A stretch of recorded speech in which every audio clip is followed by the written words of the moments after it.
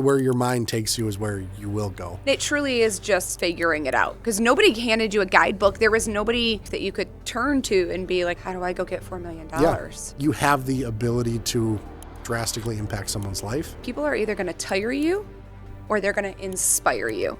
Put great people around you and then invest in helping make them better. It makes you want to be a better leader. That's what growth is. How quickly you can get out of your area of incompetence and get to a place where you're competent. But typically, if you do that, you're just going to find yourself in another spot. And another growth opportunity. Yeah.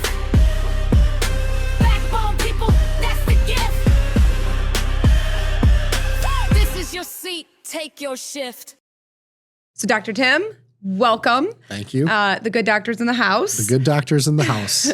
So you have such an interesting background, and that's where I want to start. Can you guide me through how you've become who you are today? Yeah, wonderful. So at a very, very high level, I started out my career in education. From the time I was in college, started working at a school in the Flint area, working with discipline, like student management, dean of students type role, which was very interesting because at first I was with high school kids and I was 19 and they were 18. So you were basically still in high school. It was definitely a weird dynamic. So quickly they're like, hey, you need to go down to the middle school rung, which made a lot more sense. And then I kind of spent a lot of time there. So finished college, ended up getting a job as an assistant principal at a school up in Saginaw. Bounced around from there to became a principal of a charter school in Lansing. So that was probably the first time I really felt like I took on like my first job that I wasn't really qualified for or prepared for. So I'm 26. I taught maybe a year or two, was an assistant principal. And you have teachers that have been teaching longer than I've been alive, right? So I'm now like, hey, here's your building of 55 people. They're all looking to you. I'll never forget the time I sat in my first meeting and everybody in the table, this discussion's going on, and then everybody just like turned and looked at me. And I remember like, oh, I have to make this decision. It's on you, right? You're the boss. So, and to add a layer onto that, we were really, at the time coming in, they were a really low performing school. So we were told about 2 weeks after I took the job, if we didn't turn our academic performance around by the next school year, they were going to close the school down. So for me, I'm like, I'm 26. I have a daughter on the way. I can't have a closed school on my record. Right. And so long story short, 4 years later, we were the highest performing school in our network's portfolio of schools. And a big part of that I learned was people and processes. And so how do you develop people and how do they fit into the processes that you have as an organization? So from that place, it was like, hey, you're doing this at one school. Can you do it at 4 or 5 schools? So I became a superintendent, started doing that, quickly had some success there. They said, hey, why don't come do this at the network level? So came and did it at the network level and pretty quickly realized like, why am I working for somebody else?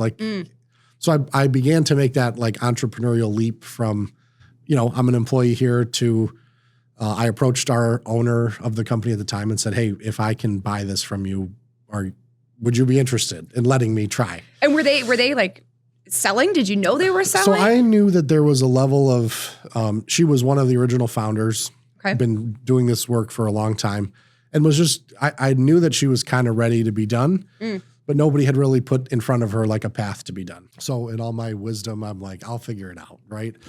The guy with no money as an educator, like I'll figure out a way to buy this company from you. And so it took about 6 or 7 months, but put a deal together that made sense and we were able to do it. Had some good success. We 4X'd the company over the next 3 years. Wow. Was able to sell that, then got into wealth management from there. Really as a path, I was looking to just find another business to scale and sell. And so I ended up in the wealth management space. Similarly, over a couple year period, we took the company's assets from about 450 million to about 750 million. And then we're able to flip up into a larger company. So now I'm working for a large RIA out of the Northeast, but we have a presence all over the country where we help small business owners, executives, and really, America's retiree with how do we help manage your money from investments to financial planning. And then we provide a whole suite of services for small businesses with their 401ks and their employee benefits, things like that. And then we help with some mergers and acquisitions work. So if somebody's looking to sell or so for me, that kind of hits home because that's how I kind of got here into the space was having bought and sold a couple things. And it's super complex at times, but it's super fulfilling when you can get all the pieces to land. So yeah, that's like high level. That's me. That's right. High here. level. But like, let's go back because you didn't just start off as a principal, right? Sure. I mean, you have your doctorate. Yep. Earned my doctorate at some point through that and my MBA. So it was, it was. And you went back and got your MBA after your doctorate. Yep. Which is normally, isn't it like the flip-flopped? opposite, or most people, when they get done with their doctorate, are like, I'm done with school forever. And I think for me, it was like, I kind of wanted to beat that away in my head. Like, I never want to be done learning. So fine, let me just go do my doctorate real quick and knock this thing out. So I went to the University of Kansas. I was sick of giving the University of Michigan my money. I was like, let me go somewhere else. I'll get my MBA. So interesting. Yeah, that all kind of, the education side, I think it's just part of the growth of like, how do you continually learn to get better and then take the things I'm learning and apply it into real life. And that I think was a really big driver of what happened to me at the school level when I was a principal, was I was taking things I was learning and applying them in real life and I watched it affect the lives of our kids, the lives of our teachers. And as everybody kind of got to be masters of their own craft, it was like, we're doing this because we're all learning and applying what we're learning. And I think then that just grew as I became a business owner. Like, how do I grow in this and apply what I'm learning here and get the people around me to do the same thing? And I think as we've been able to do that kind of at each stop, it's been pretty successful. That's unbelievable. So you start off in education, you have a doctorate, you go back, you get your MBA, you sell a few companies, just normal stuff that you do on a weekend, right? Throughout all of this, have you experienced imposter syndrome as you're navigating these different avenues? Because do you know anybody that's bought and sold a company personally in your life before you did it? No. So yeah, I feel like at each stop, there's always this like temporary period of incompetence where like, okay, I'm promoted to being a principal. And it was, again, that time you're sitting around the table and going like, I don't know what to do here. The one thing I learned, I'm trying to remember where I learned it from, but it was, the saying like, keep your mouth shut so people can think you're stupid, but they don't know it or something like that. Okay. And so that's kind of, make it essentially. Yeah. And so a lot of times what I would do is I would be sitting around that table and I would just stay really quiet and be like, thank everybody for their opinions. And like, I need to spend some time thinking about this. And my spending time thinking about it meant I'm going to go back to my office and Google what the hell you guys are talking about. Right. And then once I do that, or then I make the phone call, and having like mentors in your life can help too, where it's like, hey, I'm encountering this. What do you think? Mm-hmm. But I think the thing that I learned at each stop, there's always this like, oh, I don't know if I can do this. When I changed from education into wealth management, it's like, okay, that worked there, but can it work here? Mm-hmm. And did I get over my skis on this? And maybe I should live in the nonprofit education sector. So you have all those same like negative thoughts that will erode away at you. But I think over time, as I've learned to deal with them better, like, oh, this is just like part of this learning process. And that so few things are like an emergency where it's like you can have time to sit back and really think about what it is that we're trying to accomplish. What is the bigger picture? What's the thing that's kind of farther out ahead? And I think as you can get really clear on that for yourself, you can then get clear on it for your team. Okay. And that is the way that you kind of beat back the imposter syndrome, because then you're just focused on, okay, what are we trying to do? And how do I help get the people around me to that ultimate end? And then I think as a result of that, you kind of have these mastery experiences. It's like, okay, I recognize this feeling. It's okay. I'm going to get through it. And if you don't have them personally, then you can have like vicarious mastery experiences where I know somebody else has bought this and been successful at it. Now I just need to tap into that brain power. How did you build your network? You talked about when you didn't know, you tapped into other people. Mm-hmm. How did you build that network? Who was your network? Yeah, that's a great question.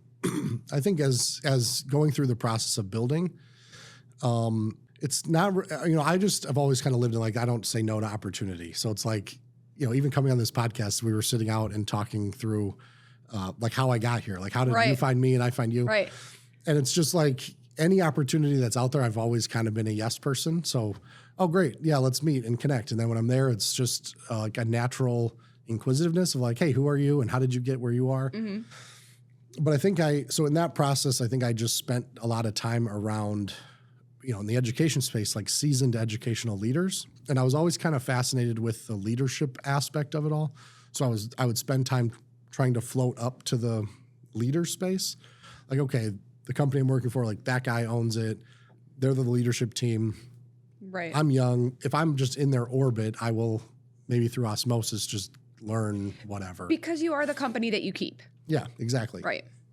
And so it's easy to, but you have to kind of make a choice of like, sure, all my friends at my age were doing specific other things that were maybe like what 22 and 24-year-olds do. Right. And I'm attending board meetings and I'm attending, I'm putting myself in the environment to soak in the knowledge. That way, when the opportunity arises, it was still terrifying, but there's like a leap that you're willing to take. Like, yes, I'm going to go give that a shot. And then I'll figure it out on the way. And so I think that having a mentality that you're just saying yes to things gives you more opportunity for like expansion. I think that's absolutely fair. I'm gonna talk some real shift with you now. Yeah. Can you always just say yes to things? Because in my life, I found that there's times where I've had to say no to things and accept the sacrifice of I'm not going to have that career growth or trajectory that perhaps I know I can with my ceiling because I need to focus on other things because those are my priorities. Sure. So have you had to say no to things? That's a great question because I do think it comes down to it's a priorities thing, right? Mm-hmm. Like, and I've tried to live in like, I want my world to be as big as it can be. And so I'm going to just keep saying yes. Then as my kids have gotten older, that's definitely added a little bit of a wrinkle for me where it's like, okay, these are competing priorities for my time and attention now. But in some ways I combat that by trying to pull them into my orbit a little bit more. Like this is what I'm trying to do. And this is what I want our family to have in the life that we want to live. And that helps. It buys maybe a little extra margin, but there's definitely, right now for me, it's probably has been not going back to school.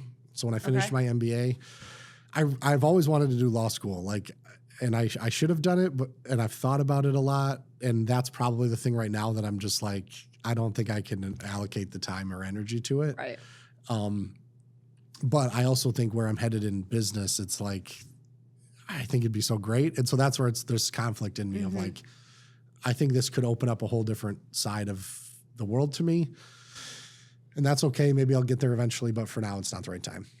So maybe a long way to answer your question that, yeah, it comes up. But I think when you keep your priorities in line, I think that's a good place to be. Right. And there's no right or wrong way to prioritize anything, right? What works for one individual might not work for the next, but only you know what's perfect for you and your personal life and your career growth. And, if you've got family, what that looks like with your family. Let's go back to talking about imposter syndrome. Mm-hmm. So you're in a whole new area. Yep. And you're working for a company, correct me if I'm wrong, you bought and then sold relatively quick. Yeah. Yeah. To the existing company that you work for. Yep.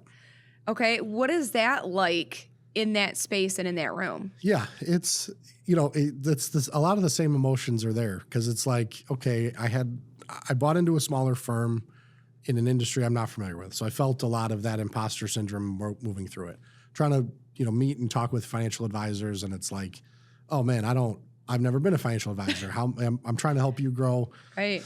And I think it's, again, when I tie it all the way back to when I was a principal working with students, when I hadn't really taught, what I quickly learned was people just don't care. They want to know that you can help them get where they're trying to go. So when I came in as a principal and I had a teacher who was struggling with little Johnny who won't ever sit still or stop disrupting class, they weren't like holding up my resume and saying like, when did you have a Johnny? It's like, if I can help you with Johnny, that's all I care about. Like, cool, thank you. And we can move on. Right. And I learned that pretty quickly. So like that imposter syndrome in me was saying, I've never done this. I can't do it. So I'm able to draw back on that experience and say, okay, instead of getting lost in my own head of like, how can I help this advisor? And they're going to think that I'm not qualified. But if I just can hear their problem, which almost in every advisor's case is time management, like I don't have enough time to do all the things I need to do, or prospecting, like where do I find new leads and how do I get in front of new people? If I can help you solve those two problems, you don't really care what my background is. It's just like, that's awesome. We've solved the two problems we need to solve. So we can work through that. Well, then as we flip up to a larger, bigger company, it's like, you know, everybody in the room is just a little bit more, they're just a little more impressive, if that makes sense. It's like, oh man, you've had these big roles and you've done these things, and do I belong here? And you're going to realize I haven't been in this industry for very long. So you kind of still have all that stuff swirling. But to me, I think it's the indication of growth. And as you grow, you should always grow into more uncomfortable places, because that's what growth is. And then it's how quickly, I think what defines people's success in that is how quickly you can get out of your area of incompetence and get to a place where you're competent. But typically, if you do that, you're just going to find yourself in another spot. And another growth opportunity, because you've risen to the occasion. Yep. And they know, if I give you this, then can you handle this? And it's like, sure, let me figure it out. And that's what it's like out on the floor, right? Sure. When you're in those ops, manufacturing, logistics roles, and you start off as a floor supervisor, most people start off as a floor supervisor with, I mean, you're fresh out of college. I know that's how I started, right? I had no business managing a team of people, right? I had no idea what I was doing. My first role managing people, it was during one of the probably the second largest recall in OEM history, right? And we're shipping out this little component, and I have an entire team of people that report to me that I'm now responsible for their lives, livelihood, right? Because I'm responsible that they go home safe. And not only am I responsible for they go home safe, but on the customer side, I'm responsible for getting this widget out the door on time, in the right quantity, in the right quality, to the right customer, so that they can go on living their lives and driving their families around and executing everything that they need to do. And I'm like, I have no way. But to your point, you figure it out, right? Yeah. You work hard. So what would you say to people that are in those environments where they're like, I don't belong, or I don't belong at the next level? What do you say to them? You should probably read John Acuff's book on soundtracks. That's what I would say. So the idea is that we have these stories that we tell ourselves, right? And the soundtrack in your head could be, I'm not enough, I'm not good enough, I'm not able, I'm not capable. And that's just a bad soundtrack. Because ultimately where your mind takes you is where you will go. And so I think as you shift that thinking, the mentality, and go even just adding I don't know what to do yet. It's you're changing your expectation that oh no, I'm on a path to figure it out. I'm just not there yet.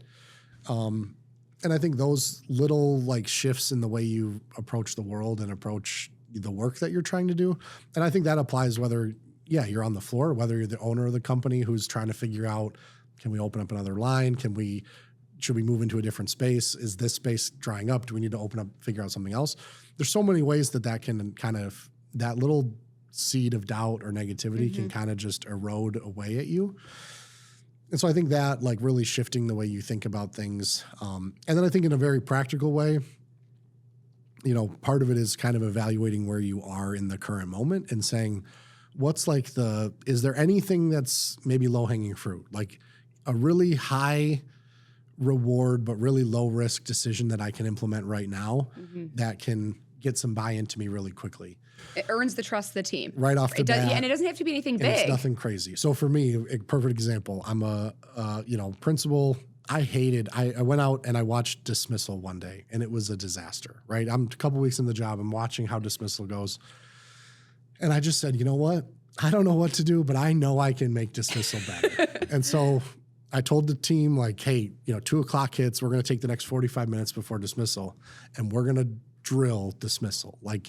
Kids have to walk. We got to be in lines. Everything has to be orderly. We have to do this better. And I was just I know this might seem like a little thing, but I think when everybody sees the order that we can kind of create out of chaos, I think they'll start to buy into other things that I'm saying over time. Because everybody just kind of gave up. It was no, dismissal's chaotic. It's just, it's the way it's always been. 20 minutes of crazy and we'll figure it out. Right. So I was able to do that. And it played out exactly how I thought it would. Like we got to the place where a week later, everybody's like, I can't believe this is this good. We've never been able to do this. And then once that thought is there, it's like, well, what else have we always done that has been bad that we need to fix? And now it's just like this marching process of, and I think every business has that inside of it, where it's like, okay, what's the little sand in the shoe that we can solve? And then once we solve that, now we just build, and it's building blocks to something better. I love that, because it is, right? It's the small wins. Yeah. And then you earn the trust of the team. And then once you earn the trust of your team, did they start coming to you with ideas and thoughts? Yeah. Yeah. Probably too many, right? It's like now it's the floodgates box. opened. Yeah. Yeah. But I think that's where then the vision piece has to align, because it's like there's so many opportunities to do all the different things. What do you go after now? That if you're not laser focused on like what are we trying to do, you can really start like chasing shiny objects that are your like squirrel moments where it's just like everything is important and nothing is important then. And so I think if you're sitting in a seat of leadership, whether that's mid management or upper management, you have to be laser focused on where we're headed and where we're trying to go collectively. Because I think then that kind of orients people to the ideas that they might have. And if their ideas can help us get there better or faster, great, I'm all ears. If it has nothing to do with what we're doing, that's a great idea for somebody else, not me. And then it's a way that I think you can prioritize your time so you don't have to spend all this time managing all these other things. Right. So you work through that imposter syndrome. A lot of it's just changing your mentality. You're earning the trust of your team. Yep. Right? What's next? I mean, I think then it really just comes down to, in general, like an execution thing. Like you have yourself kind of set, your team is set, and now we have to get into the grind of actually executing. And so I think I look back at my career and think there were these points where, I mean, certainly I can stand here today and look back and see how it all tied together. But in the moment, as I was stepping into each kind of adventure, in my mind wasn't like, oh, in 3 years I'm going to sell and then I'm going to buy this and then I'm going to do this. It's just, you have to start getting into the, I knew in order for me to have any potential career right at the onset of being a principal, this school has to turn around. Right. The only way it does that is if we start to execute on what we say we're trying to do. And now I think that's, the vision's clear, and now and really that execution is where, working hard to develop your people. So whatever it is, whatever skill set they need to accomplish their mission, how do you help them become the best at it? And then in addition to the growth of those people, then you have to work hard to pull in the resources that they need to do the job well. And then you're kind of just blocking and tackling to make that all kind of happen for them. And so I think that from a leadership perspective, that's really an important piece of develop your people, give them the path, and then kind of get out of the way and let them do it. Yeah, removing the obstacles. And I think that's some real shift talk, right? As a leader, half of what you should be doing is you're promoting your team, but you're removing the obstacles that allow them to be successful. Because a lot of times those obstacles are what's preventing them. Yep. So speaking of obstacles, I've heard something before that when we're talking about the manufacturing space, particularly small market manufacturers, that there is a generational flip that's happening where people want to step away from their leadership roles, from owning companies, but there's a deficit of people that are ready. I'm going to say ready with quotes, because in this conversation, you may be more ready than you realize, right? Sure. To take over. And I think that's, is that maybe possibly due to some of that imposter syndrome? What are you seeing in the wealth management space? Yeah, I think there's definitely the intimidation factor of like, can I take this on is certainly there. And then you think of all the different moving parts. And I think it's just easy to let it be the type of thing that you're just like, maybe I'll do that someday, Right. And I think certainly we see that, they call it, they're calling it the great wealth transfer in general. So there's, hundreds of trillions of dollars of assets, whether that's monetary assets or business value, that's going to transfer from, the baby boomer generation down to Gen X and millennials and everybody else. And so there's a tremendous amount of opportunity there for everybody. So certainly on the wealth side, there's a lot of opportunity to help people navigate that new kind of inherited wealth. But then I think certainly in the business side, there's so much opportunity of people who are ready to say, yep, I did my part. I've done this for 35 years. I'm ready to be done. And I think if people are willing to step up and say, hey, I'm interested and I'll figure it out and let me take the risk and kind of put myself out there, there's so much opportunity then for the next generation to really pick that up and really drive, legacy wealth for themselves, for their families, for the people around them. And it's fascinating. And so I think in my seat that I sit in where I, can help do some M&A consulting, certainly for the people who are looking to exit, it's like, how do we find you the best value on your exit? But also, for them, what I think we're also finding is it's not just a money play. They care about it. Yeah, it's like this is my baby. They care about the team. I built this. And those are their people. Yeah. Right? It's their livelihoods. They don't want to just walk away from it Pass and it be off like to private equity and it's like you're done. Do whatever you're going to do. And so I think, coming in as an M&A consultant or advisor where you're able to help navigate, are we talking about some kind of internal structure where there's going to be, we're going to pivot this to be employee owned and that's how you're going to get your exit? Or is there somebody on the team that we can help facilitate, just like me, where it's like, man, I don't have any money. I don't know how to find money, but I'd love to do this if I can do that. Well, then it's like, hey, how do we help facilitate this and make this in a friendly transaction? How do you take something out to market and just say, nope, you know what, I've built my thing and I'm going to take this out to the market and somebody in the marketplace will just buy me. And so I think having really strong advisors can help navigate all those things. And then people who can get granular in terms of your industry and space. So, especially here in Michigan, I look at, all the manufacturing jobs and suppliers, automotive suppliers, all the people that are here and all the work that they do. It's really hard work. And it's like, our most recent, political environment doesn't necessarily help when there's tariffs and it's this cost and how does that gum up the supply chain? So, forget the politics of it all, but it's like the practicality then comes into if all of a sudden I can't afford to pay for this or somebody else has got to, it may have people just saying, you know what, I just want to get out. I'm just ready to be done. I've done my thing. And I think reaching out and having strong supporting actors that can help facilitate that in a way that's thoughtful, I think is an important thing. What would you say to somebody that, like myself, right? Like I'm just regular old Devin, right? I don't have the assets to go out and buy a company. I might not have, and I shouldn't say I might not. I don't have 30 years of experience, right? But I have a fair amount in a wide variety of experience. At the time, I still think of my career kind of like this triangle, right? Where I worked all of these really rapid, quick movements that gave me a unique perspective. But what do you say to somebody like, hey, you should consider taking on something like this? Forget your imposter syndrome. Maybe they do have 30 years of experience. Sure. What's your words of encouragement? I mean, really, like if you want it bad enough, the path is there. Okay. It really is like, I think it's one of the things that makes America as great as it is. It's like, if you're willing to work at it and again, I think that's where it's expanding your network some, because I think there are people in the world that help connect people with people to make there things are happen, DAC connectors, right? And so I think some of that just becomes, okay, this is what I'm trying to get to.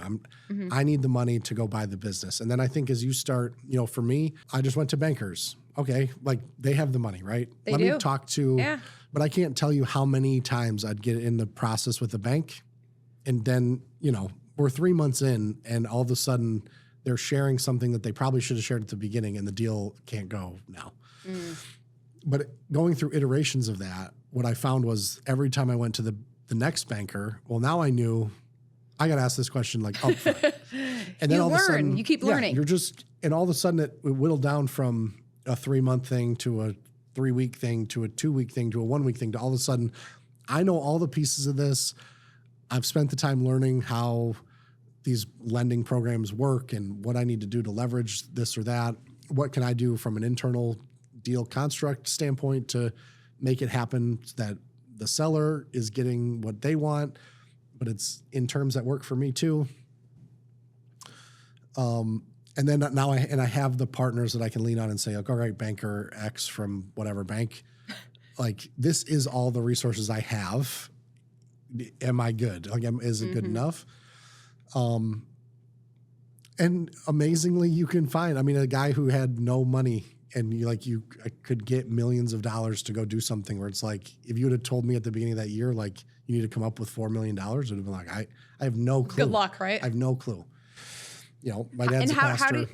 Sorry, what does your dad do? My dad's a pastor, so it's not like we're like sitting on a trust fund somewhere. You didn't come from family money. You didn't come from borrow. Wow. And, you know, it's like, all right, it is. I'll figure it out. You know, we'll see what we can come up with.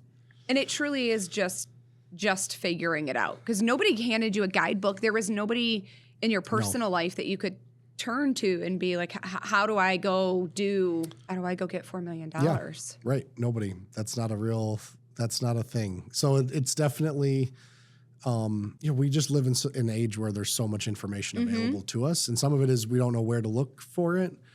But there is a tremendous opportunity of saying like, yeah, I'm going to just put my mind to like, this is the thing I want, and I'm going to pursue it until, you know, I was just deadly committed to like, I'm going to figure this out. And so it consumed my time for 7 months of how do I went to bed thinking about it. I woke up thinking about it. It was just you constant. Lived and breathed it. And the amount of people then that I tried to connect to that all became dead ends, but all those dead ends like led into the path that ultimately, you know, works.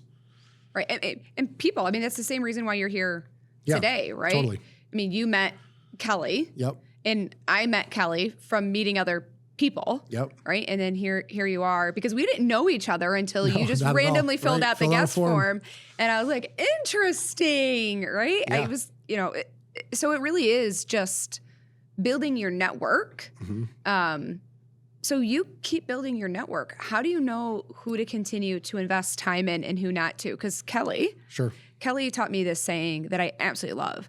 She's like, people are either going to tire you or they're going to inspire you. Oh, yeah, I like that. Me too, right?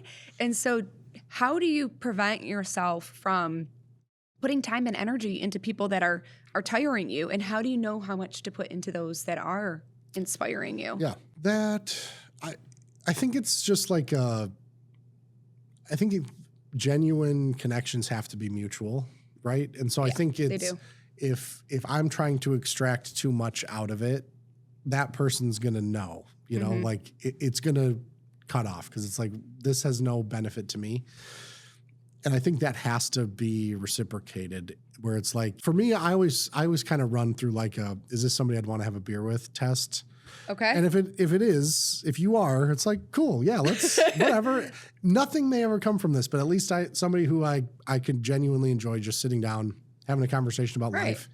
And if we do that, you know, every now and then, like, that's cool. Or you just pick up, it's easy, it's natural. It's, and so I think that for me, that's always kind of part of my litmus test of, you know, people are fascinating and they're across so many different industries where it's like, maybe there isn't direct correlation between us and the work that we're doing, but is there stuff I can learn from you and your path that's just different and unique? I was super fortunate when I was, you know, in my early 20s, when I was in that assistant principal role, to spend some time overseas. We were part of a global network of schools. So we had, I got to put on like a leadership conference for kids. Okay. So we'd bring 3 high schoolers from, you know, 70 of our schools all around the world into a city in Europe. So, and then I got to hang out with them and like the adults from each school. And I think that really was part of that eye-opening of like, I'm sitting here on a rooftop in Athens talking to, you know, 2 kids from Pakistan and a kid from Germany and a kid from England. And it's like, this is just unique to hear people's experiences and like understand that. And I think that kind of curiosity has just led me into my professional life too, where I can meet someone and it's just like, I'm genuinely curious about who you are and what you do and like what got you to where you are in life.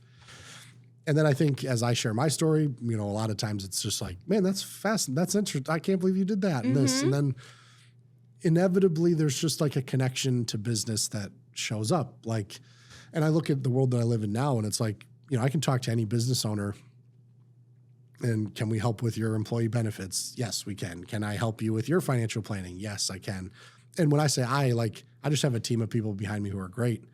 So it's easy to say, hey, let me connect you to so-and-so, my buddy John or my buddy Sean, and they're like best in class at what they do and they'll help you a lot. And I love that I can connect the two of you in that.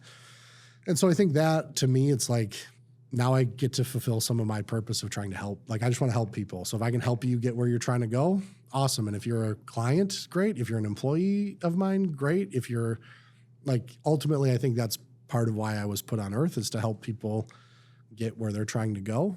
And it's like, I just don't care where or what that looks like. That's what I'm always in pursuit of. So if I sit down at the bar and I see the couple sit down next to me, hey, what's your story? Where are you from? What are you doing? And it just naturally turns into that. And, it's cool now being in an industry that focuses on finances. Like it's so close to people's heart, Right. That's like, how am I going to plan for my family or how am I going to exit my business or all these things. And it's really cool to be able to sit on this side of the table and figure out how I can help. So that's a really cool thing. The call-off process is broken. Say goodbye to inconsistent communication. Absenteeism, no call, no shows. Say hello to TeamSense, the only text-first and fully automated attendance reporting system. Reduce absenteeism by up to 40%. Employees simply text and select the reason for their absence. No app required. Supervisors are instantly notified so they can quickly adapt to fill shifts. Data syncs automatically to your records, making it easier for HR and ops teams to track trends and stay ahead of workforce planning. And when you need to get the word out, everyone will see it. Reach 100% of your employees for the first time ever. TeamSense also syncs automatically with your tech stack so that you can easily manage everything in one place. We're trusted by leading companies who have seen up to 50% reduction in no-call, no-shows. Discover how you can transform your absence reporting and employee communication today. TeamSense. Call-offs made simple. So you don't need a ton. Yeah. You just need will, drive, ambition. Yeah. Sprinkle in some tenacity. Some luck, maybe some luck. There you go. Some luck. Luck helps. Luck helps too. And then, I think the recipe for that. And then I think, genuinely trying to do right by people, whatever people's belief systems are. I mean, I think as you do good, and you try to do good for others, that does come back. And I don't think it's not always one-to-one. It's not always the way that you think it might come back, but I do think there's something really,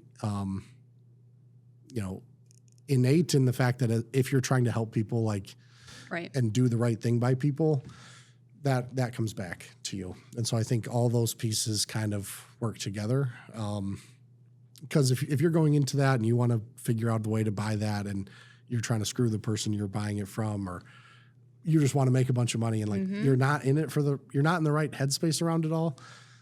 I just don't think whether it's the universe or God or whoever, whatever you believe in, because you believe in something, right? Recognizes that frequency that you're on as good. So good vibes in, good vibes out. Yeah, I think so. I love that.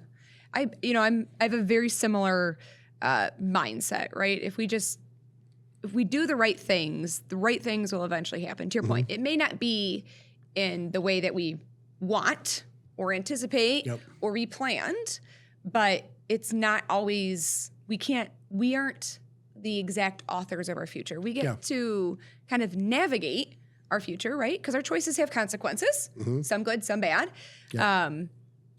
But we don't always get to fully kind of just plan that out. Right. Yep. Exactly. And you didn't lay out your you didn't plan on not even close.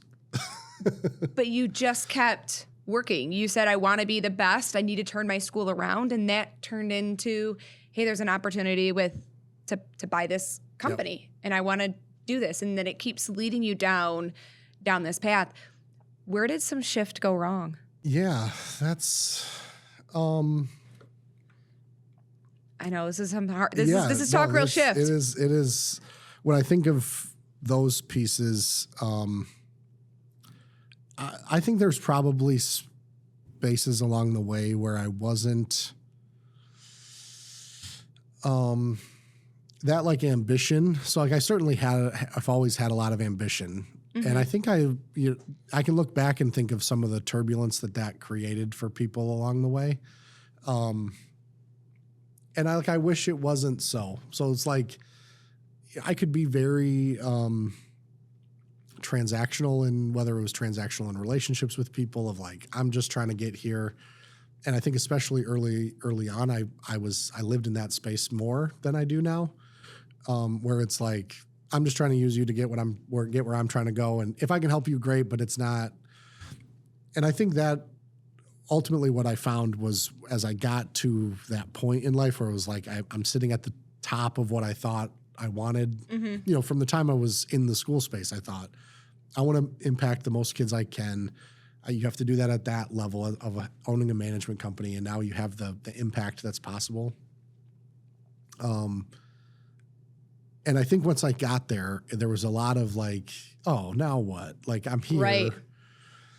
And I think in part it was, I look at some of the people along the way and wish I would have maybe done it better to have brought more people along in the process and in the journey than just like, hey, I'm driven to go do my own thing. And I think that I've tried to then apply, okay, I'm changing industries and I'm kind of doing the thing again. And it's like, how do you go about doing that in a way that builds more people up than just myself?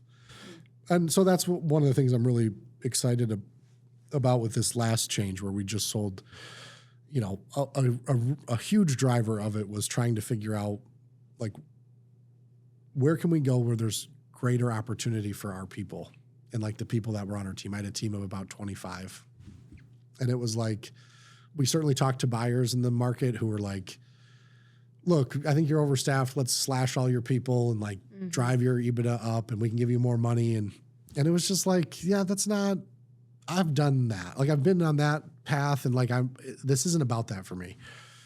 I'm really trying to find a home. And I think I found that with Procyon where I currently am, where it's like, they believe in people. They think about it the way I do, my partners did. And how do we bring along this team and give them the opportunity to, if you were a service associate, a client service associate with us, you're probably going to be a client service associate for a really long time because we weren't growing fast enough to allow you the chance to move. We're part of something bigger where it's like, if you want to get investments or planning or compliance or marketing or whatever, like you have the ability to go and kind of grow a career path for yourself. And so I think trying to learn those lessons along the way of, again, like how do you do right by people? How do you take care of the people who are entrusted to you? So again, if you're a manager or a leader of a group of people, if you really take to heart, and I thought what you had said earlier was like, you have people's livelihoods, and not just their financial livelihood, but like the power of when they leave work today, like they're either going to go spend the next 3 hours in a mess because of the way you treated them or the environment that you've set up at work. And I think when you really take ownership of that type of, power is one word for it. I don't know if it's the right word, but like you have the ability to drastically impact someone's life. Right. And when you own that and like really own what that means, I think it makes you want to be a better leader, or it should. And then as you start becoming a better leader, you start doing the things to do that. I think you can watch the things around you change for the better. And what I've seen inside of it, organizations, is if you're an outlier of that, where your team is thriving and doing well, like people just quickly recognize like, oh, that's different. There's something unique that's happening here. And why isn't this shift leader doing that? And all of a sudden now your ability to impact and influence, can go to the moon when you just think like, oh, I just work here. I just got this job out of college and I don't know, like I'm just doing my thing, Right. Your ability, and you do have an unbelievable amount of ability to influence other people. Yeah. Whether you think you're a leader or you're not, right? My mom would tell me, and I think I've told this to somebody else in the podcast before, but my mom would tell me that it's important to be nice to everybody. And my mom is a very intimidating individual by nature, right? When she walks in the room, she's just shy of like 6 foot tall. Like she commands the presence of the room. Like physically, she's there. She's got, the apple doesn't fall far from the tree. She's got a very strong personality. Right? Yep. And, but she would say, it's important that you treat everybody well because you never know who you're going to need. And she was a bus driver, janitor. She ended up becoming like a building engineer for a school district. And she would say, like, even the person sweeping the floors and scrubbing the toilet's important because you never know when you're going to be in the bathroom and you don't have anything to wipe your backside. Right. So don't talk shift to somebody because that may be the person that you need to take care of your own shift, right? Totally. And so just, she'd be like, just smile. Right? Everybody is there for a purpose and for a reason. And also everybody also wants to go home. Right. Where do you think, like you said you started making that shift from very transactional to being a little bit more, I don't want to say personable, but like equal, like we're in it for equal reasons, right? Was there a particular person or moment that really made you have that aha shift? I think it was, so now every company I've been a part of, we utilize this framework for personality profiling, the DISC personality profile. So my DISC profile, so DISC is the thing, and I am a DIC. That's mine. So I'm a dick. Very nice. According to the which essentially just means like the S part component of that is really what we're talking about. Like the person who wants to like serve and support and be helpful. Like on my profile, it literally doesn't come up at all. It's just like it's just flatlined. It's dead. And I remember, when I first took this was probably back in 2015 or 16. I loved it. Oh, I'm a dick. Like that's just who I am. And like, I'm a driver. I'm going to go get it done. And I like to have fun but people, like, I don't care. I don't care about people. And I think it was part of that like, once I started moving into leadership roles where it was like, it can work. That like leadership style. It can. People do it, right? Like that's their thing. But I think when I started to really think about like the bigger picture of what I'm trying to do, I realized like, okay, this personality profile isn't about just giving me permission to be me. It's more making me aware of who I am and like where some of my faults are. Like, that's an area I have to be better. So a great example of that is, naturally I can walk into my office and to this day I can still do it and walk into my office, walk past every door on my way. And I'm just thinking about all the stuff I got to get done. And like, I'm just getting to my office so I can get to work. And I have to like make the effort when I park to say like, when you go in and say hello to everybody, ask how their weekend was, like do the friendly thing. You're being intentional. Yeah. And I think as that shift happened for me, where it was like moving from, okay, this is my natural state to how can I intentionally be better about driving like the relational aspect of this. It's funny because then at each company that we've done DISC at, now people are shocked. Like we'll do like little exercises where we'll throw up somebody's profile and like guess who it is. And people are like shocked that I have no S. And it's like, but I have to work really hard and I think that was the shift is like, this isn't just for the transaction of it. It's that I learned in order to get the most out of people and help them get where they're trying to go. Like I have to pull this out of myself to help them get there. And ultimately that helps us get where we want to go as an organization. And so I think that's again, some of the work of just like learning to know yourself, understanding how you interact in the space. And so I think that that kind of journey of that personality profiling has helped me a lot in like just understanding how I interact with the world around me. It's interesting because I mean, just this last week, I took a similar one. This one was the Clifton Strengths Assessment. Yeah. And they were talking about how you need to be aware of your weaknesses, or as in ops, we like to call them our opportunities. Sure. We need to be aware of those, but not spend our time hyper-focused on them. We should spend our time hyper-focused on our strengths and then use our strengths to help compensate for where we know we fall short. But I was very similar.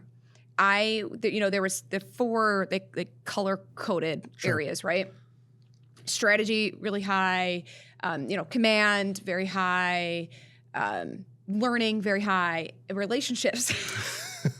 I had nothing. My top 10 had nothing to do with relationships. And I'm like, but I made this big shift. I know I had a pivotal moment in my career when I was at a top logistics company managing a couple hundred people.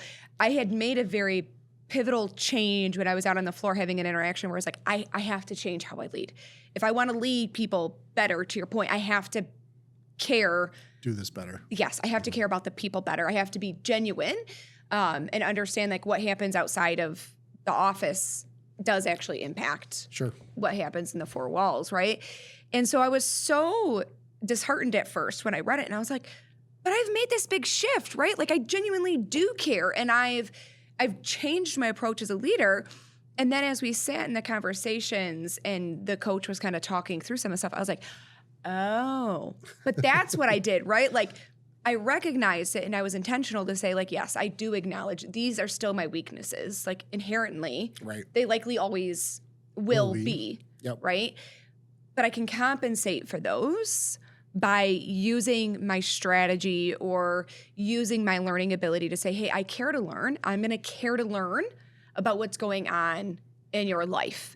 And I'm going to apply my strategy mindset to understand how can I help strategically get you to where you want to go and what the next level is. And so you did a very similar thing, right? You just leaned into those skills to say, I have to be more team, let's go on the journey together, not just drive. Did you get told that you're like a bull in a china shop or that you're too aggressive? No. Well, so I've worked with a lot of people who are that. Okay. I think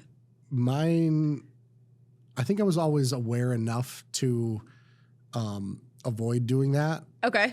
But I think then the flip side just became very like manipulative, right? So that was kind of how it would show up for me. Is like, I'm not just here like banging on the table like you're going to do it my way. It was like, I'm going to make all this work for me, but it's working for me. It's not, I didn't have the bigger picture behind it. And so it showed up more in the, like I'm going to convince you to do this my way, and I don't really care about you. And like, it just wasn't a great spot. But I also think, in addition to raising that on your own, and especially if you're in a leadership capacity, I think it's knowing what people to put around you that complement that.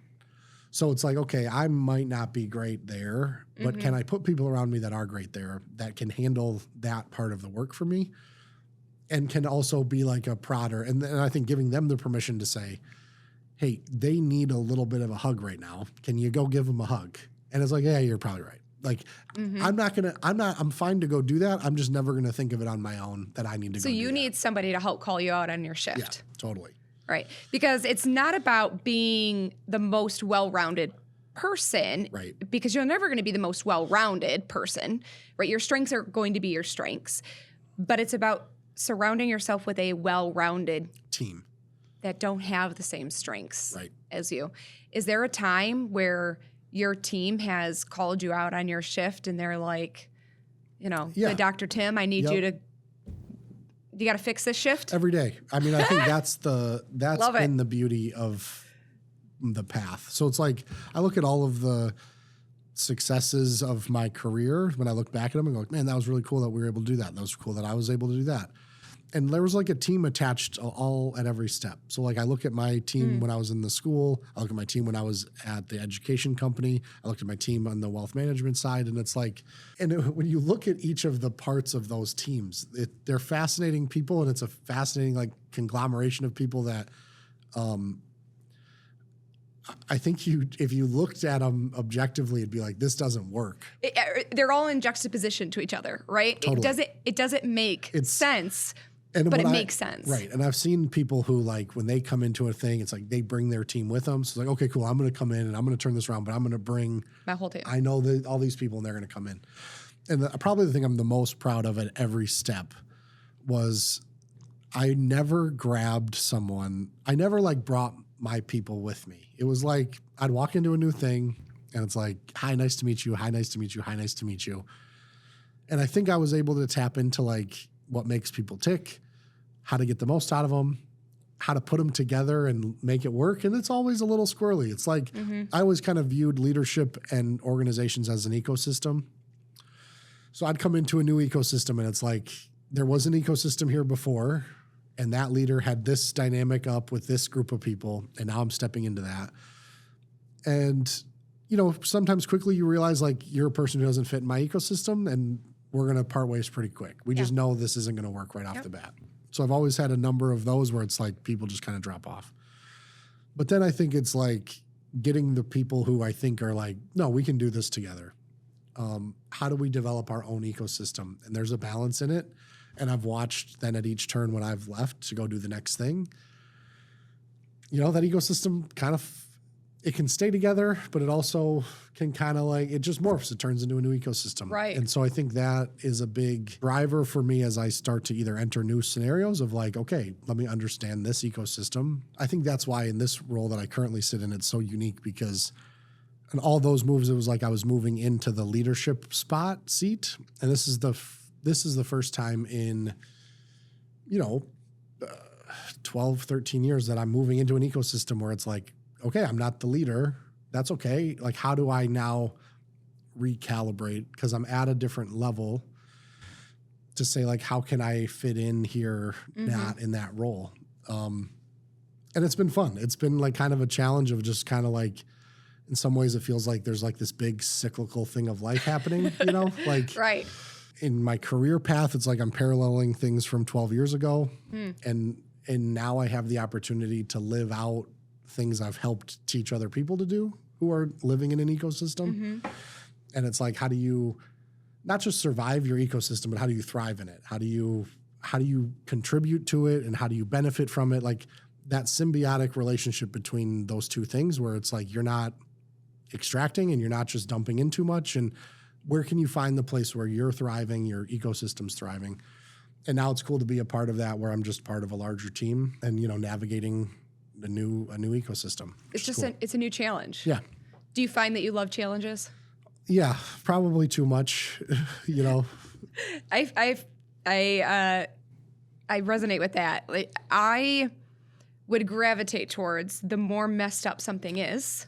There you go. The more fun it is, right? Because we get to fix it together. Yeah. Right? We get to build it. We get to design it. The world is an endless amount of possibilities that we get to solve as a team. When things are a well-oiled running machine, I find that's when I start to get bored and I'm like, right, start looking around a little yes, what's the next challenge? What's the next obstacle? Because not that I've ever truly felt like I mastered anything, but I felt like, okay, I've got a good enough grasp on it. We fixed a couple things, like the team is off, they're running, they're better off. It's time for a new set of eyes. Sure. Because we become biased in our current roles and we grow these blinders, right? Yep. So it's interesting because a lot of what you're saying, I'm like, oh, I feel that. Yeah, I get there, right? Like the more messed up it is, or if it doesn't exist at all, love it. It's just like a big open playing field. Yes. You can be as creative as you want to be. Because I would say innately, I'm not a very creative person. Like that side of my brain just is broken. But I tap into it in that way, right? Like we can fix an operation. We can put synergies in. We can, make it lean. We can start with 5S'ing it. Sure. Like let's start at the very fundamentals and work our way out and completely change it. So I feel like I heard somebody say to me, they asked like what my skill or superpower is, and I gave my like answer, which I don't think was a very good one. And then they knew me well enough that they were like, no, you know what I think it is? And I said, what? They said, you're like a little kid that will just sit in the middle of the room with a ball of yarn and unravel it. Like it's all knotted and connected. And you'll just sit there and you'll spend all the time just like getting to the point where you've stretched it all out and you've gotten it back there. And they said, I think that's what you can go into. You go into places where it's just a big ball of yarn and you're like, oh, cool. Let me unwind this thing. Right. And you can like unwind it all and then, make it useful by doing the stuff that you actually can do with it. Well, that's actually like probably a pretty like apt description of how I think I've gone through most of my career. Like, right. Oh, cool. This thing is super useful and it could be really good. And it's, I think I've learned to myself, I'm not take it from the beginning. Like I'm going to be a startup guy and like all the grind that it takes to start something from scratch. It's hard. But I'm like, you hand me something that's pretty good and I think I can turn it into great. And so I think going into organizations that have some structure, but then being able to go in and like tweak and refine and like look and change and again, like understand what makes people tick, put them in the right environments to thrive, get them all rolling in a direction towards a common goal. Ultimately, I think that's like what I've been put on the earth to do. So I'll keep finding ways to explore and exercise that muscle. If you can go back throughout all of these, ventures that you've done, and you talk to 25-year-old you, what do you say? What would I say to 25-year-old me? Go to law school instead of getting a doctorate. I think it probably would have been some of the advice I gave kind of at the beginning of just like that reinforcement of one, like be really clear about what you want out of life. And then just pursue it, like get after it as hard as you can to make it happen. And I think along the way I can see paths where it's like you think you get to the top of the mountain and you start getting distracted or things are running too well and you're kind of like,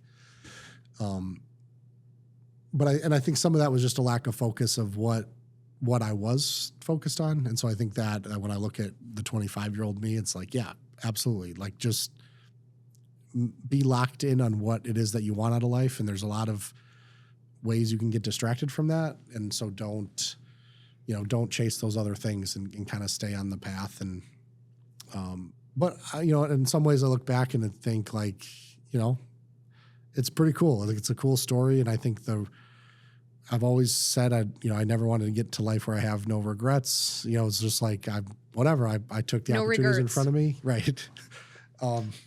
And so I think that's kind of I look back and think all of these different situations have built me to where I am today. And then I think like looking ahead, I kind of draw some inspiration from, there's so many people in this world who did these massive like benefits to society and the contributions to society at 40, at 45, at 60. Like there's no timeline. No, there is none. It's like I could come up with a great idea in 15 years. That's a life world altering thing. And it's not like you have to have it figured out at 22 and you have to figure it out at 28 and 35. Your life should look like this. Right. I think it's, I can sit here today and go, I'm in a great spot. I work for a great company now. And, this future is going to be good. And, maybe when I'm 50, I go branch off and do something else in a totally different space. And I can change the world there. I can change the world here. It's like, I think that the possibilities are endless. So I think that's pretty cool. You mentioned earlier, sometimes it takes a little bit of luck. Mm-hmm. What would you say, or have you had to say to people that are like, oh, you know what? You're just lucky. Your success is just because you're just so lucky, right? Yeah. What do you say to that? Because that one grinds my gears when I get told that. I should be better at keeping these sayings. It's like opportunity. No, it's when luck and preparation meet. Opportunities when luck and preparation meet, or something like that. And that, to me, it's like there may be an element of luck in some of it, but you know, worked. until you're up from 10 p.m. to 3 a.m. writing a dissertation for a year and a half, outside of buying a business and then being responsible for leading all the people, like going to board meetings, multiple board meetings a week, spending the time and hours away from my family, and it's sure it can look like luck or this was easy or it just happened, but there's a tremendous amount of work that goes into, you know, wanting to have the life that I wanted. And it was like, yeah, you got to put in the time. You got to put in the time, and putting in the time doesn't mean it's going to happen. It just means it definitely won't happen if you don't, you know? Fair, right? Right. You can't predict the future, but if you aren't willing to do it, then it certainly won't. It definitely won't happen for you. And so I think that, you know, I think I have 5 graduate degrees, which again, I think we're all, could I have not had any of those and done everything I did? Probably. Maybe. Yeah. But I think it's also like the part of the mentality of I'm just going to keep working. I'm just going to keep grinding at this. And I don't ever want to be in a position where I needed something that there was an opportunity that I had to pass on because I didn't have the right credential set, and then I think that just transitioned into life in general of just, I'm going to put myself in the position to have the opportunities by having enough rounded experience that like I'm able to have the conversation or push into the thing, where it's like having the experience with business, or even if I haven't had it, it's meeting someone who has shared with me their experience. So I know like I don't have to make that mistake because I've listened to their mistake. You can learn from it, you're right. Yeah. So, right. Yeah, a tremendous amount of work that has to go into most things. And it's true that, you know, nothing that's easy is nothing worth having comes easy, or, you know, that's just a real thing. Right. It takes a lot of hard work. You have to give up some things, right? There's sacrifices that go along with that. I was speaking the other day with somebody that there is no true such thing as like work-life balance, or like you can have it, you can have it all, right? Like you've had to sacrifice in some regards one way or another Totally. to have some of that success, but you had the success, and it wasn't luck. It was those sacrifices. It was your hard work. It was your drive, your ambition, and you just kept grinding away, and you continue to grind away. Right. Keep at it. There's no end in sight. We might be in law school soon, from what I understand. Right. Well, I look at my last month and a half, and, you know, I've been on the road like every week for the last 4 weeks, and then I'll be on the road for the next couple weeks. And I think it was, you know, there's like an intentional, like, you got to stay in the grind. And it's so easy to get comfortable and just like, oh no, I'm going to just coast and kind of like settle in. And, you know, I think for me, especially like joining a new company, it was like, how can there's a level of like this is probably something I should work through with my therapist, but like the constant need to prove yourself. So it's like, that's some real shift. You know, like, all right, I'm in a new group. They don't know me. All right. That's the personality, you know, right there. And so I think that, you know, for me, it's manifesting itself in that, where it's just like, yep, I'll go be at things and engaged and a part of it. And, you know, how do I grind and bring in more business for our team? And it's just all the things but it could be easy to just, hey, I sold my company and like, you know, I got a little runway here where I can just kind of, you know, coast, hang out, and I'll just do whatever. And it's just not in me. So for me, it's like, how do I get out there and cool, this is a new mountain to go climb, and I'll go climb it, and we'll see what happens at the top. Love it.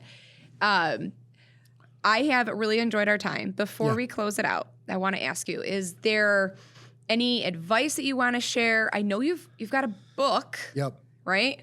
The Secret Sauce. Yep. What do you want to promote here to our listeners? Yeah, I think advice I'd lean into, you know, people who sit in leadership seats. And I think the advice would be great people around you, and then invest in helping make them better. And that opens up like a world of opportunity for you just in and of itself.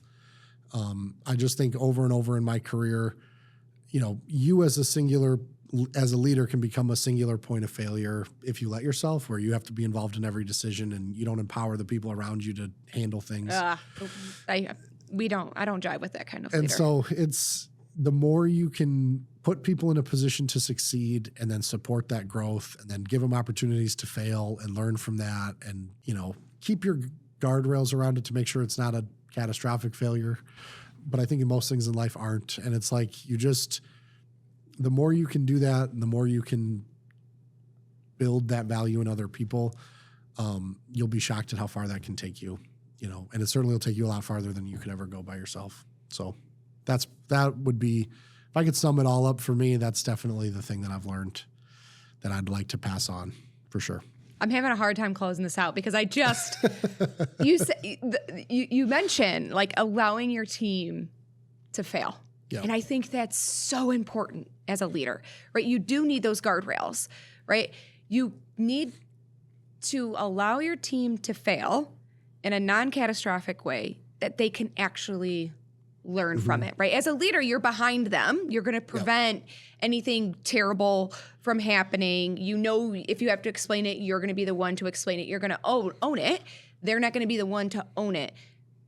But you have to let them experience it. Because there's nothing, there really isn't, right? Yeah, because what I see so often is it's easy to, I know, like, I can look at a thing and go, yes, if you stay on that path, this is going to happen, and then this is going to happen, and then it's going to fall apart. And that's great that I can do that. And then the person who's the one carrying it out is just like, oh, okay. And well, now they've just like shut their brain off to like, well, you'll tell me. They don't have that intuition. Right. But what happens is once they do it and you watch their face when all of a sudden it's like they come into your office and are saying, hey, something just happened. And you're like, what? And then they tell you. And in your mind, you have to go through like, okay, this isn't that big of a deal, but I can really, this is a moment, or like maybe this is a big deal. And you're kind of having to stop from freaking out. But it is that where now there's like a hyper focus to, okay, what happened that led us to hear this? Okay, well, this can't ever happen again. So how do we make sure this doesn't? Well, yeah, I should have done this. I should have done this. I should have done this. Okay, great. Now, as we walk through that, we're on the other side of it, and hopefully it's a mistake that never gets made again, or it's because that lesson's learned, and now we're on to the next thing. Right. Do you ever look at somebody on your team when they come to you and they're like, hey, I messed some shift up? Right. Or do you ever look at them and have that moment when they're done and be like, I know. Yep. It's okay. And because I've done that where I've let, a buyer make a mistake and they've come to me and I'm like, I know. And they're like, how do you know? I'm like, because I knew it was going to happen, but you needed to go through it. You needed to go through it. Yeah. And they're like, but how? And then you walk the steps back and they're like, oh, I should have realized. Yep. Right. But you'll never do that again. And then you're going to teach the next person and they're going to teach the next person. So I'm not cold-hearted leader that I allow that. Okay. Not cold-hearted. I think it's such a fine line that I think you walk the whole path, because I think it's like I'm always here for you if you need me. But if I'm pulling too much, you don't learn. And if I'm pushing too much, if I'm like pushing too much information to you, it's the same thing. Right. And it's too much. You fall apart. It's like I want to be here where you might struggle with it, and instead of going from A to B in a straight line, you're kind of taking this winding path. But at some point along that journey, you're going to realize, like, maybe I need some help. And if I give you help too early, then now it's my idea, it's not yours, and you're not necessarily bought into it. Yep. But if you come to me with, hey, this is what I'm trying to do, but I seem to keep getting off track, and I'm able to kind of plant that information there of like, well, have you considered this? Or what do you think about this? Yeah. Or why do you think that happened? Ask the right questions. They'll eventually get to the right answer. That's the answer I want, but they got to come to it versus me telling it to them. And now they're really bought in because it's their idea and they want to go carry it out. And so I think that to me is like, probably from those early manipulative leadership days, I learned like the lesson of if it's their idea, they're going to do it way better than if it's my idea. But how do I get my ideas in their head? And it's like, how do we do that? It's a balancing act. Yeah. It's a true balancing act. Well, Dr. Tim, it has been a pleasure. Yeah, thanks for having me. you know, we've talked about imposter syndrome. We've talked about being a great leader and the whole gamut in between. Thank you for everything. Yeah, no, thanks for having me. This was great. And until next time, see you on the floor.